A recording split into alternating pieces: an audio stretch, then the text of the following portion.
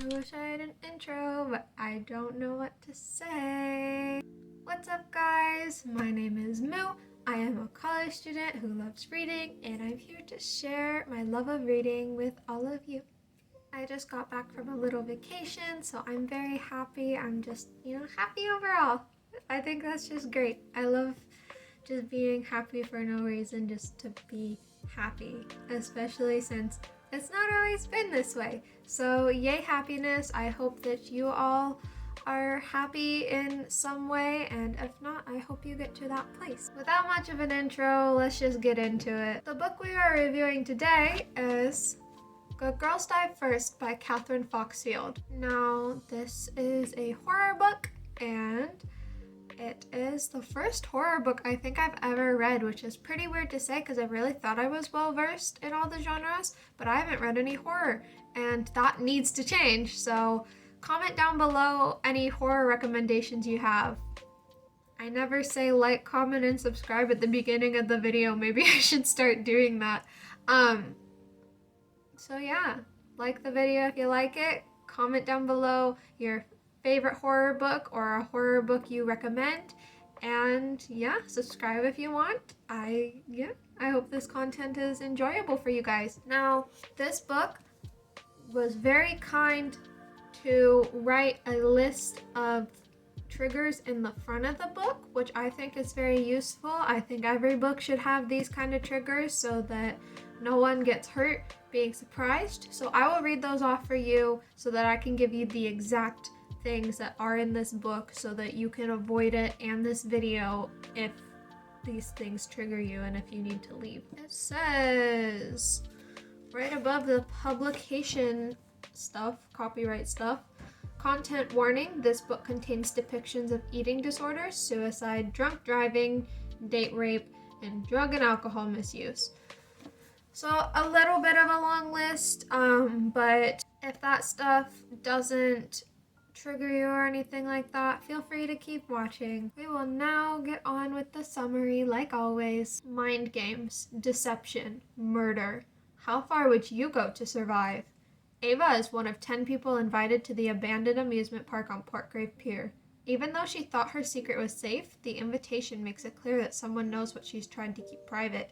As the night wears on, Ava realizes each of the 10 has something to hide and something to fear. When fog and magic swallow the pier, they are cut off from everything but one another and the mysterious host who brought them together. Rumor has it that the pier is haunted, and an unseen evil compels the 10 to turn against one another and begin revealing their darkest secrets, and one by one, they die. How far will Ava go to be the last one standing? On the back it also says Stephen King-esque by the Irish Times, which I found very interesting, and I've never read a Stephen King novel.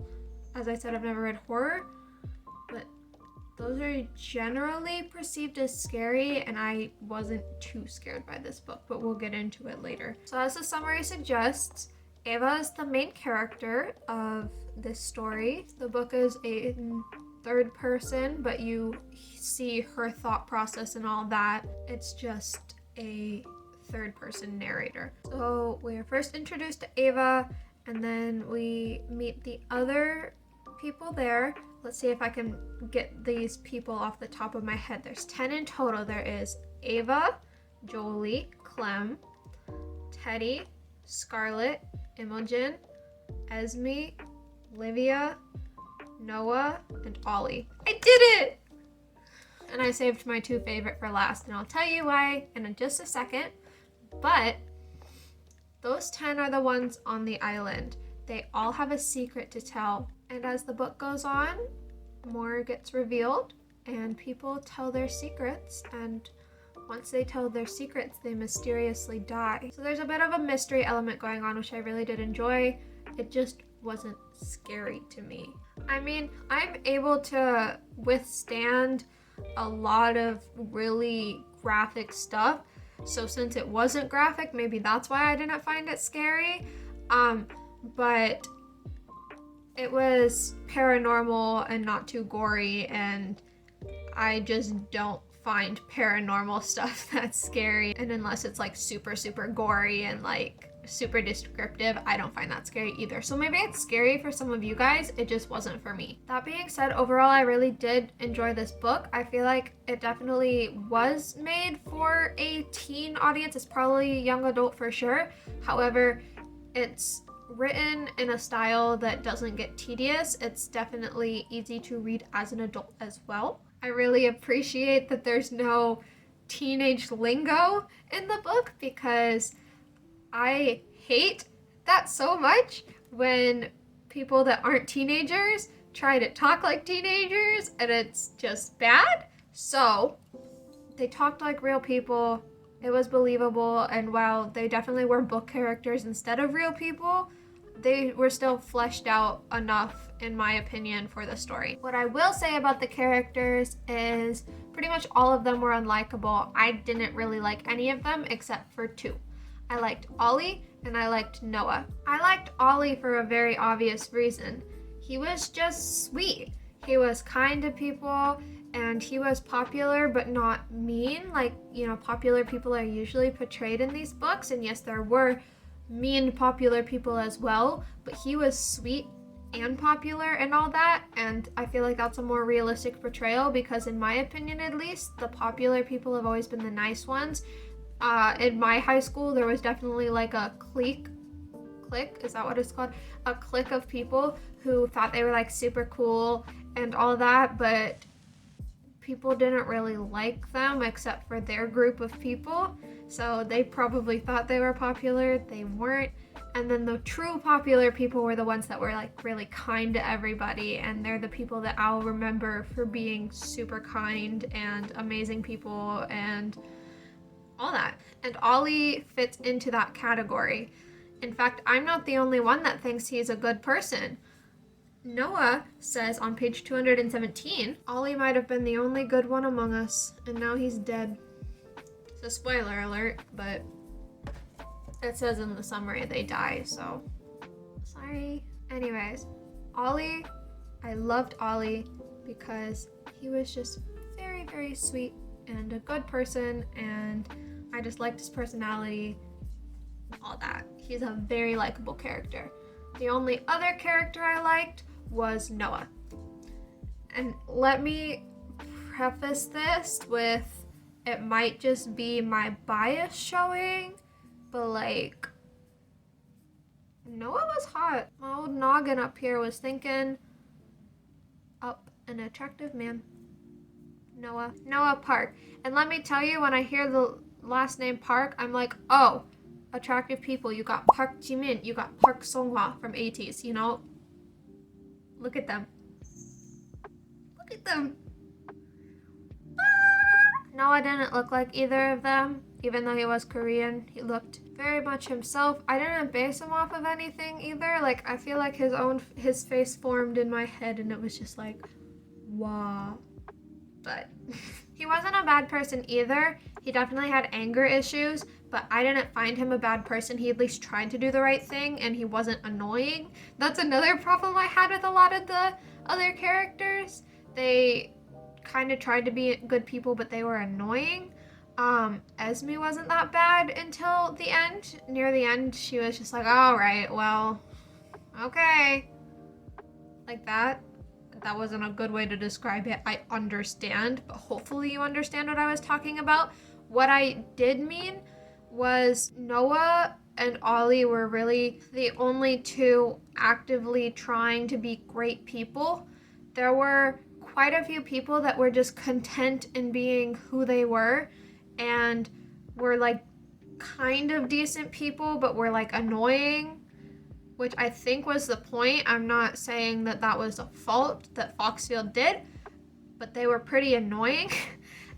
But Noah and Ollie were good people and characters that I enjoyed. Like, I didn't even like Ava. She was fake. And that was pointed out by her best friend, who was also there, Jolie. But she was this fake photographer, and you know what? Sometimes art types are a little pretentious. And yes, that is a stereotype, and if you get offended by that, I'm very sorry. I'm probably not talking about you, but she was the type to post photos on Instagram and like caption it with some hollow social justice caption, and it was just like, okay, it felt really more for the attention than for the cause, which is something that I have a big problem with in general, because like, if you consider yourself woke, you're probably doing it for selfish reasons, and that's weird and gross, and you should stop, you know? Be a good person because it's good to be a good person, not because you'll benefit from it, you know? And that's what I got from her. And once her secret is revealed, I was just like, oh, I had a right to believe she was that type of person, because oh my gosh, if you read it and you read what she did, you will agree with me 100%. So I would have rather followed Ollie or Noah instead of Ava, but Ava is the one that we followed in the book, and no, she wasn't a good person, but that was obviously the point, of course. Just overall, I found her annoying. She was a pretty typical young adult novel character, you know, the introverted, socially awkward, shy type, which is not a bad thing. If you are that, live your life, be amazing, you know, love yourself where you're at, because more often than not, you are worth love. Unless you are a terrible person, and I mean like bottom of the barrel terrible, you are worthy of love, and I hope you know that, and I hope you work to love yourself, because it is a hard process, but it can happen. But that character gets a little old if you read it enough. To be fair, this was obviously set like 10 years ago in like 2013, I'm assuming, because I used my deductive skills that where she said that one guy looked like the guy who left the group to go be an R&B singer, and I think that was Zayn Malik from One Direction, and I think that was in 2013. I'm not sure, but I think it was about 2013, and their style definitely said 2013, so like they were dressing like hipsters, so I'm pretty sure it was about 2013, 2014, but I'm not 100% sure. It was released in 2021, so technically, since it was not set in 2021, it could definitely be considered as historical fiction. I don't know how far you have to go to consider something historical fiction, but 10 years ago is not the present, so things are different than they were 10 years ago. Who knows? Anyways, there was one scary thing in the book, and it wasn't any of the typical horror elements. It was Clem. I had a bad feeling about Clem since I saw him walk into the scene in his red suspenders and t-shirt and sang in a band or whatever. He was something musical. It was bad. I had a bad feeling about him, and I was right. Ava and Clem talked a little bit in the past, and then Ava and Clem kissed once. That was it.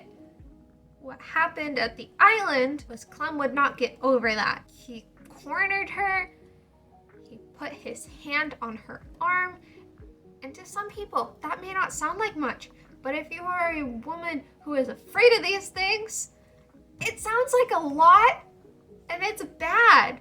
And that was the part that scared me the most, because it was the most realistic experience out of all of that. And there were things that paralleled in that story that have paralleled in experiences in my own life. And I would like tense up and cringe, and I would like push the book away. There's nothing graphic. There's nothing abusive that is actually like explicitly written. There is mention of, like I said, there is mention of date rape, but there's not anything like that described in the book. However, there is harassment, and it's not great, because I know what I haven't gone through is that bad, and it still freaked me out, and it's something that I don't think I can forget, even though it wasn't that bad in the grand scheme of things, which is terrifying because it was scary for me. So to feel this tense and scared because this is such a realistic thing that could happen, that someone could corner you because he didn't like that you weren't giving him the attention that you wanted. It's not good. It's scary. It's just really scary, and that was the part that scared me the most. None of that stereotypical horror elements, but that was what got me. I didn't realize I didn't talk about the cover. I need to talk about the cover real quick. Look at this. This is so cool, right? And this is another thing that made me think, oh, this is definitely early 2010s, because look at these. Look at the bottom half of this. That's so 2010s, you know? But the cover is what made me want to read this book in the first place. It's what made me pick it up and look on the back. Obviously, I didn't judge a book by its cover. I read the summary and then judged it based on that. But the book cover is the attractor. I saw it while I was working, and then I bought it. When did I buy it? I think I bought it at a different store. But either way, I did buy it, and then I read it and I enjoyed it. It wasn't the best book I've read in the world, but it was an enjoyable read. It's definitely one that I would recommend to people who like, you know, young adult thriller, horror, stuff like that. Which brings me to who I would recommend this book to. I would recommend it to people who love contemporary fiction, because I'm pretty sure if you're looking for historical fiction, you're not looking for 10 years in the past, but I still think I could count it as historical fiction. But you would like this book if you like young adult thriller, young adult horror, young adult in general. If you can handle all the topics mentioned, you should totally check it out if you are in any of these categories, because I definitely think it was worth the read and I enjoyed it as a reader. I'd probably give it a 4-star, just 4-star across the board, you know. There was nothing outstanding about it, but it was still enjoyable. And I do kind of hate to say that, but yeah, there was really nothing outstanding. It was simply just an enjoyable book that I read in a couple days. One thing I will say though is Jolie letter sending is not for old people. It is for everybody, and I love sending letters, and we cannot let that die out because letter sending is really cool, and I will continue to send letters as a young person and as an old person. Mark my words. Letter writing is not for old people. I got mad when Jolie said that because I write letters and I think it's fun to write letters. So that was just the last thing I had to say. So that is all for today. If you liked the video, like it. Make sure again to comment down a horror book that you think I would enjoy to read, or your favorite horror book, anything like that. I'd love to hear what you think in the comments. Subscribe if you'd like to, because I'm just, again, having so much fun with this. Without further ado, this has been Moo. I hope you guys have a wonderful day, and I will see you in the next video. Bye bye! You're so cute.